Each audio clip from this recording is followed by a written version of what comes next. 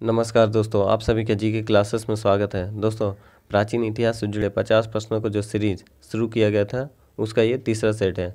और दोस्तों, भले ही ये सारे प्रश्न रेलवे में पूछा गया है, पर इन्हीं प्रश्नों को सभी एग्जाम में रिपीट किया जाता है, इसलिए आप लोग वीडियो को ध्यान से देखिएगा। और जो हमारे चैनल में नए हैं उनसे मैं रिक्वेस्ट करूँगी कि हमारे चैनल को सब्सक्राइब कर लें। तो चलिए आज की क्लास से शुरू करते हैं। पहला प्रश्न है, निम्नलिखित गुहा चित्रों में सबसे पुराने चित्र कौन से हैं? यह दोस्तों भीमबेटका गुहा चित्रों में सबसे पुराना चित्र है। ठीक है, और ये मध्य प्रदेश में स्थित है।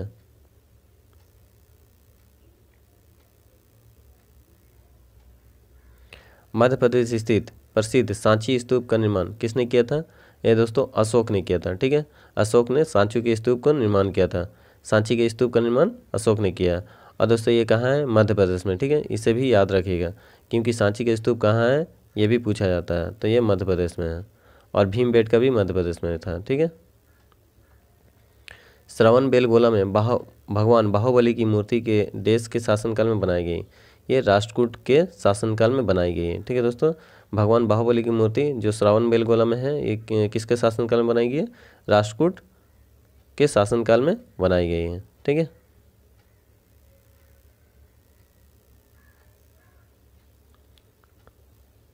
हड़प्पन लोगों को किसकी जानकारी नहीं थी? तो दोस्तों लोहा की जानकारी नहीं थी। ठीक है, जब आर्य लोग आए उसके बाद लोहा का ज्ञान हुआ।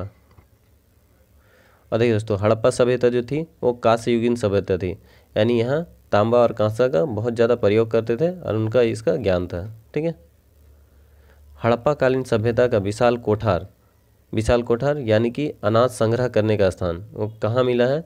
ये मोहनजोदड़ो में मिला है। ठीक है दोस्तों, मोहनजोदड़ो में अनाज संग्रह करने का स्थान मिला है, यानी कि अन्नागार मिला है। और देखिए दोस्तों, अन्नागार, स्नानागार और नर्तकी की मूर्ति ये तीनों ही मोहनजोदड़ो में मिला है, इसलिए आप लोग इसे याद रखिएगा। अन्नागार का मतलब होता है अनाज संग्रह करने का स्थान, स्नानागार का मतलब होता है नहाने का स्थान। ठीक है, और नर्तकी काशी मूर्ति जो आप लोगों ने भरतनाट्यम करते हुए एक चित्र देखा होगा।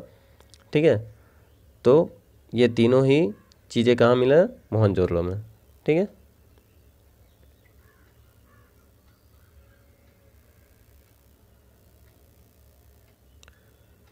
इनमें से किसे सही मिलाया गया है? देखिए दोस्तों, इसमें से मिलान करना है। देखिए, बुद्ध का जन्म लुम्बिनी में, ये सही है। बुद्ध का ज्ञानोदय बोधगया में, ये भी सही है। ठीक है, बुद्ध का पहला सिख सारनाथ में, ये भी सही है। बुद्ध का निधन कुशीनगर में, ये भी सही है। तो ये चारों ही सही है। ठीक है, तो जो लाइन से है वही हो जाएगा। ठीक है, ये सब सही मिलान है।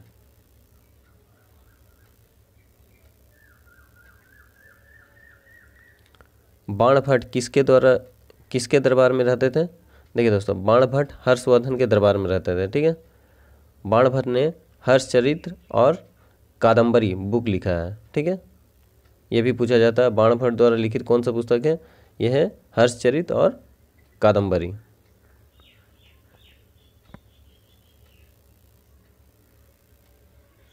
देखिए, बौद्ध साहित्य लिखा गया है किस भाषा में लिखा गया है दोस्तों? ये पाली भाषा में लिखा गया है। इसका पहला वीडियो में मैंने बताया है। ठीक है, बौद्ध साहित्य किस भाषा में लिखा गया? पाली भाषा में लिखा गया है।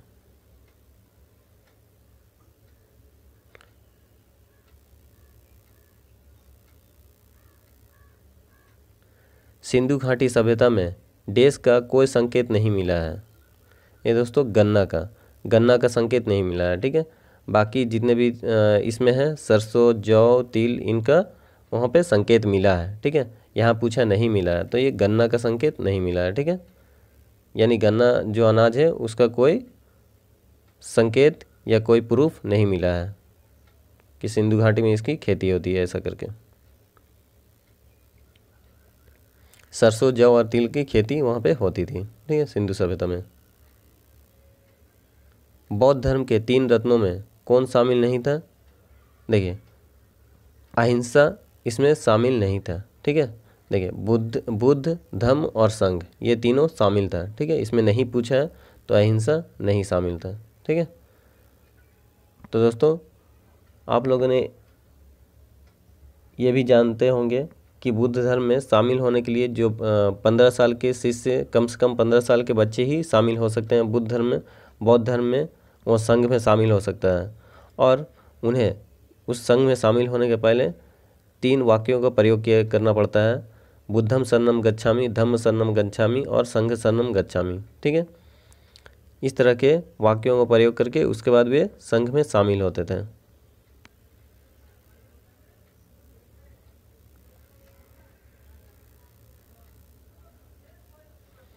निम्नलिखित में से किस स्थान पर जैन तीर्थंकर महावीर की मृत्यु हुई थी? तो दोस्तों यह है पावापुरी। पावापुरी में जैन तीर्थंकर महावीर की मृत्यु हुई है। ठीक है, 468 ईसा पूर्व में। ठीक है, और देखिए वैशाली में उनका जन्म हुआ था। ठीक है, इसे भी याद रखिएगा, 540 ईसा पूर्व में। यहाँ मृत्यु पूछा है तो आंसर होगा पावापुरी।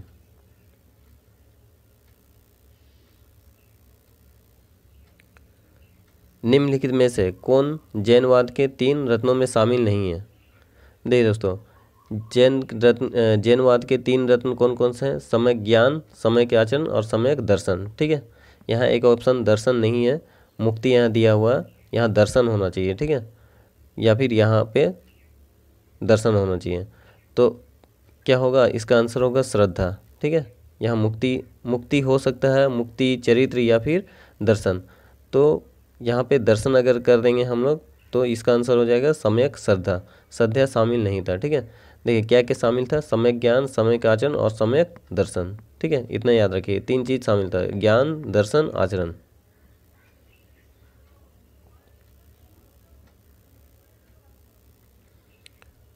हरिसेन दरबारी का भी था। हरिसेन किसके दरबार में रहता था? ये दोस्तों समुद्रगुप्त के दरबार में। ठीक है, जिन्होंने प्रयाग प्रशस्ति का निर्माण किया था, जिसे इलाहाबाद का प्रशस्ति भी कहा जाता है।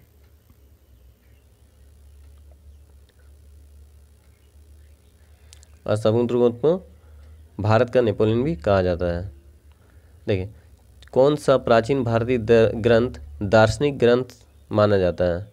देखिए दोस्तों, मैंने इसका पहले वीडियो में बता चुका हूँ, दर्शन या दार्शनिक जहाँ भी रहेगा उसका आंसर उपनिषद होगा। ठीक है, तो इसे मैंने पहले भी बताया है। ठीक है, दर्शन या दार्शनिक जहाँ भी रहेगा आप लोग आंसर उपनिषद ही कीजिएगा। ठीक है,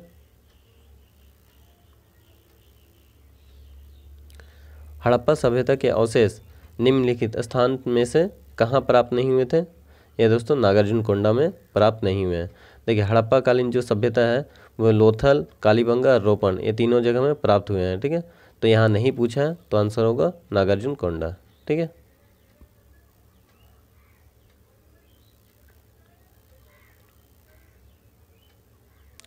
हिंदू विधि को किसने सर्वप्रथम संहिताबद्ध किया था?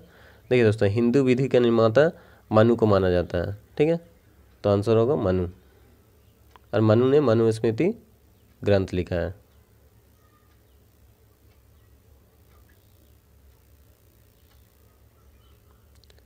निम्नलिखित में से किस शासक ने सम्राट हर्षवर्धन को पराजित किया था? यह है पुलकेशिन। ठीक है दोस्तों, चालुक्य शासक पुलकेशिन ने सम्राट हर्षवर्धन को पराजित किया था नर्मदा नदी के तट पर 634 ईस्वी में।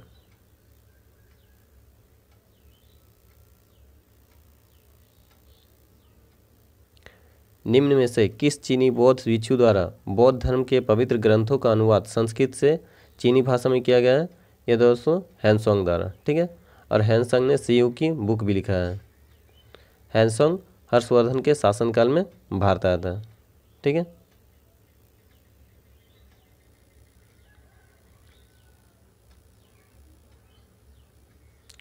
बोध गया का प्रसिद्ध नगर किसके द्वारा बनाया गया है? यह दोस्तों अजातशत्रु द्वारा। ठीक है, अजातशत्रु हर एक वंश से संबंधित है और इसका पिताजी बिंबिसार था। ठीक है,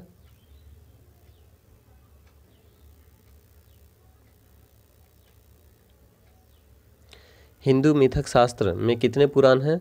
ये दोस्तों 18 पुराण हैं। ठीक है, हिंदू मिथक शास्त्र में कितने पुराण हैं? 18 पुराण हैं। और देखिए दोस्तों, सबसे पुराना जो पुराण है वो है मत्स्य पुराण, जिसमें सातवाहन वंश का उल्लेख है।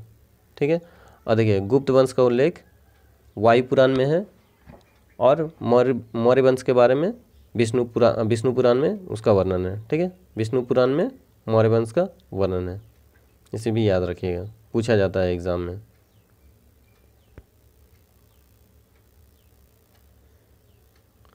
लगभग 185 ईसा पूर्व पुष्यमित्र द्वारा स्थापित किया गया भारतीय शासक वंश का कौन सा है जिसने मौर्य वंश का स्थान लिया था? यह दोस्तों शुंग। देखिए इसका पूरा नाम ही, पुष्यमित्र शुंग का पूरा नाम ही है पुष्यमित्र शुंग। ठीक है, तो पुष्यमित्र शुंग ने शुंग वंश की स्थापना की थी। और देखिए मौर्य वंश का अंतिम शासक जो था बृहदत्त, इसे मारकर उन्होंने शुंग वंश की स्थापना की थी।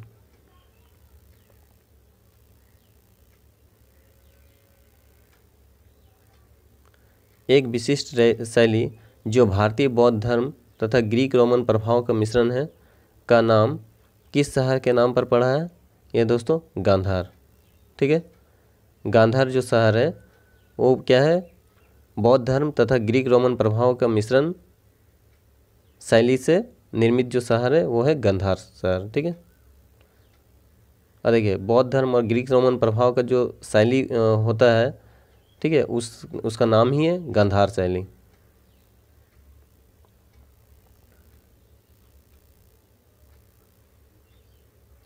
सिंधु घाटी सभ्यता का विशाल स्नानागार कहाँ पाया गया? अभी मैंने बताया था दोस्तों, अन्नागार, स्नानागार और नर्तकी की कांस्य मूर्ति।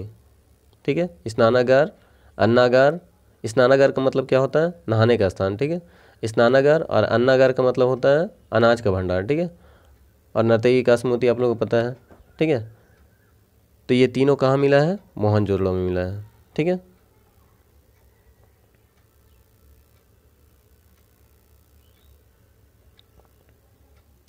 बिंबिसार के समय में मगध की राजधानी कौन सी थी? देखिए दोस्तों, मगध की राजधानी राजगिरी या गिरिब्रज, इसका दूसरा नाम गिरिब्रज भी है। ठीक है, तो राजगिरी या गिरिब्रज बिंबिसार की राजधानी थी।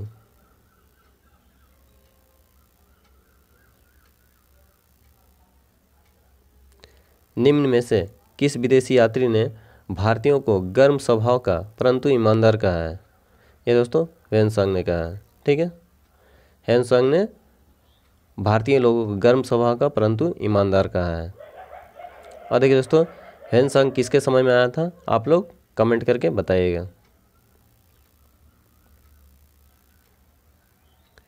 अलेक्जेंडर ने भारतवर्ष में आक्रमण कब किया था? ये दोस्तों 326 BC। ठीक है, 326 यहाँ ऑप्शन में नहीं है दोस्तों, एक ऑप्शन प्रिंट कुछ गलत हो गया है। ठीक है, 326 होगा, तो इसे बना दीजिए 326। ठीक है,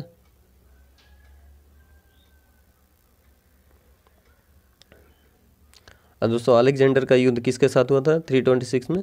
यह पंजाब के शासक पोरस के साथ।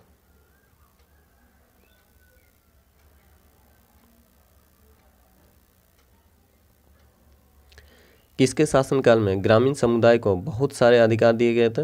ये दोस्तों चोल के शासनकाल में। चोल के शासनकाल में ग्रामीण समुदाय को बहुत सारे अधिकार दिए गए थे।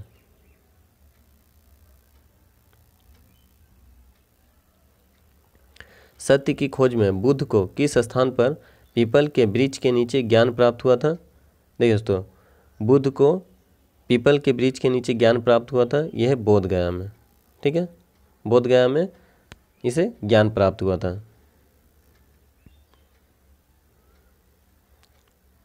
और देखिए दोस्तों, कुशीनगर जो है यहाँ इनकी मृत्यु हुई है। ठीक है,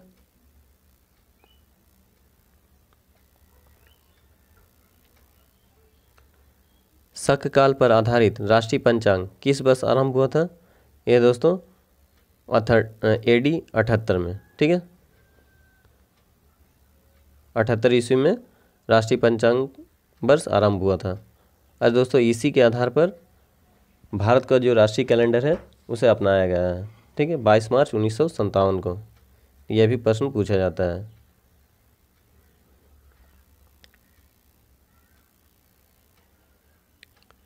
हड़प्पन संस्कृति के मुद्राओं एवं पक्की मिट्टी की कलाकृतियों में निम्नलिखित किस पशु का चित्रण नहीं किया गया है? ये दोस्तों गाय। ठीक है, यह प्रश्न भी आ चुका है पहले। ठीक है, तो गाय का चित्रण नहीं मिलता है।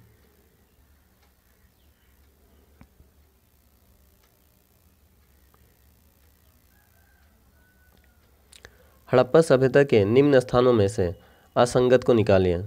देखिए इसमें से अलग निकालना है। तो देखिए दोस्तों, कालीबंगन भारत में है, लोथल भी भारत में है और सूतकोटा भी भारत में है। मोहनजोदड़ो जो है ये पाकिस्तान में है, ठीक है, तो ये अलग होगा।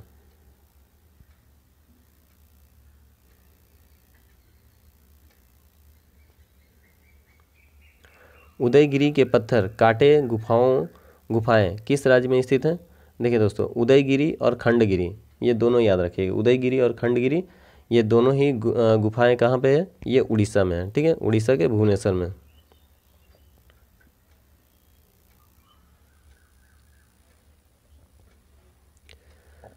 मगध सिंहासन के लिए बिंबिसार का उत्तराधिकारी कौन बना था? दोस्तों, बिंबिसार के बाद उसका उत्तराधिकारी अजातशत्रु बना था, ठीक है। और ये किस वंश से संबंधित है? हर्यक वंश से। हर्यक वंश का संस्थापक था बिंबिसार, ठीक है।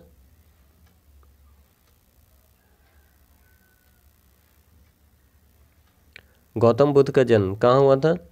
गौतम बुद्ध का जन्म हुआ था लुम्बिनी में, ठीक है दोस्तों, 563 ईसा पूर्व में, ठीक है। और कुशीनगर में मृत्यु हुई है। कब हुआ इसकी मृत्यु? यह है 483 में, ठीक है, 483 ईसा पूर्व में मृत्यु हुई है। यहाँ जन्म पूछा है, लुम्बरी में होगा, ठीक है, 563 ईसा पूर्व में।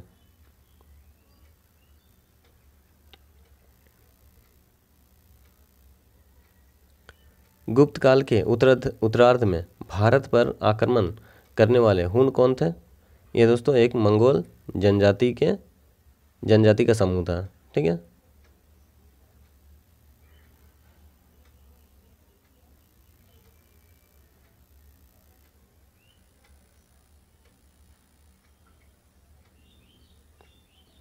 पुरातात्विक एवं अन्य उपलब्ध साक्ष्यों के आधार पर निम्न में से कौन एक हड़प्पा संस्कृति के अवसान मतलब होता पतन के लिए उत्तरदायी नहीं है? देखिए दोस्तों, बाढ़, भूकंप और जलवायु परिवर्तन को माना जाता है, आर्यों का आक्रमण को नहीं माना जाता है, ठीक है, तो आंसर होगा ये।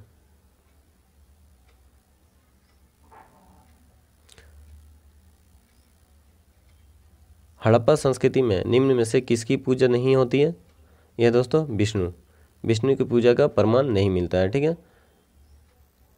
और देखिए दोस्तों, एक श्रृंगी, विषभ, ब्रिज और माता देवी, इन तीनों के पूजा का प्रूफ यानी कि प्रमाण मिलता है, ठीक है।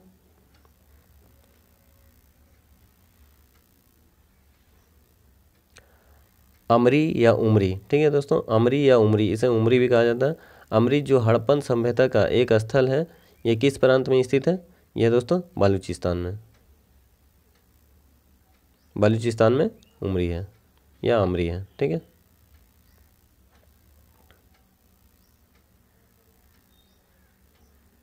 भारतीय प्राचीन साहित्य में मलेच्छ शब्द का इस्तेमाल निम्नलिखित में से किसके लिए किया जाता था? यह दोस्तों विदेशियों के लिए, ठीक है, विदेशियों के लिए प्राचीन भारतीय साहित्य में मलेच्छ शब्द का प्रयोग किया जाता था।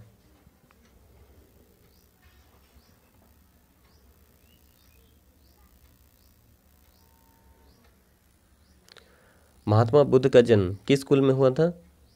तो महात्मा बुद्ध का जन्म दोस्तों साके कुल में हुआ था। और यदि महावीर का पूछा जाए तो महावीर जैन का उनका हुआ था क्षत्रिय कुल में, ठीक है।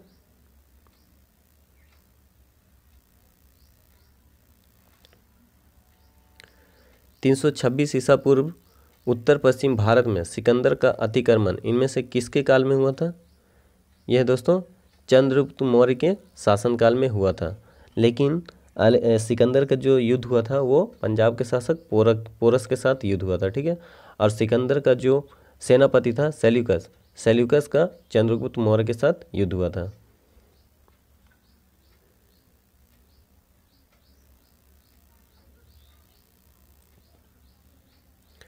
महात्मा बुद्ध निम्न में से क्या नहीं मानते थे? ये दोस्तों ईश्वर की सत्यता बुद्ध लोग नहीं मानते हैं। अहिंसा, आस्ते, अपरिग्रह, इनका ऊपर परम विश्वास है।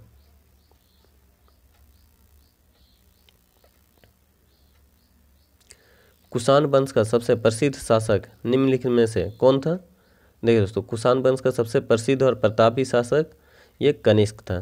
ठीक है, कनिष्क कुषाण वंश का सबसे प्रसिद्ध शासक था। और देखिए दोस्तों, कुषाण वंश की स्थापना किसने की थी?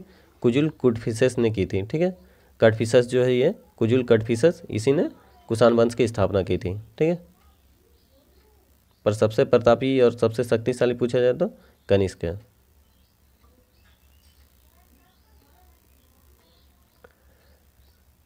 326 ईस्वी पूर्व में भारत पर किसके नेतृत्व में विदेशी आक्रमण हुआ था? ये दोस्तों अलेक्जेंडर होगा। ठीक है, अलेक्जेंडर, इसे सिकंदर भी कहा जाता है। ठीक है, तो 326 ईस्वी में आक्रमण किया था अलेक्जेंडर ने। और इसका किसके साथ युद्ध हुआ था? आप लोग कमेंट करके बताइएगा।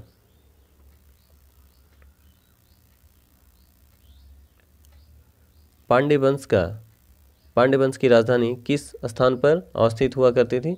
यह दोस्तों मदुरै। मदुरै में पांड्य वंश की राजधानी हुआ करती थी। ठीक है,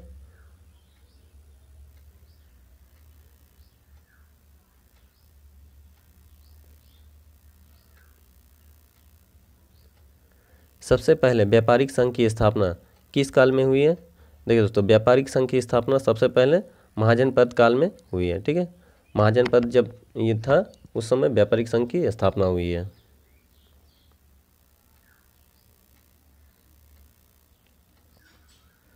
सातवाहनों के अधिकतर सिक्के किस धातु के मिले हैं? यह दोस्तों सातवाहन का शीशा के सिक्के मिले हैं। ठीक है, सातवाहनों के अधिकतर सिक्के शीशा के मिले हैं। ठीक है, वे लोग शीशा के सिक्कों का प्रयोग करते थे।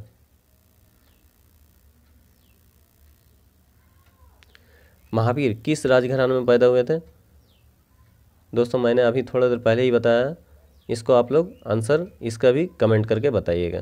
ठीक है, इसका मैं नहीं बता रहा हूँ।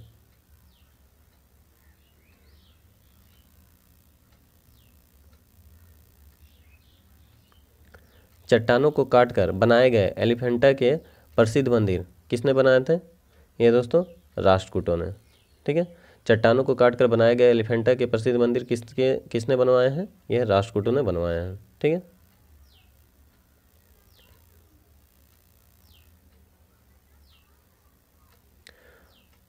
बराह मिहिर का बृहत संहिता ग्रंथ आधारित है किस विषय पर? यह खगोल विज्ञान विषय पर आधारित है। ठीक है दोस्तों, बराह मिहिर का जो बृहत संहिता ग्रंथ आधारित है वो किस विषय पर आधारित है? खगोल विज्ञान पर आधारित है। ठीक है, तो दोस्तों ये भी पूछा जाता है कि बराह मिहिर किस विषय के जानकार हैं? वे है खगोल विज्ञान के जानकार हैं। ठीक है।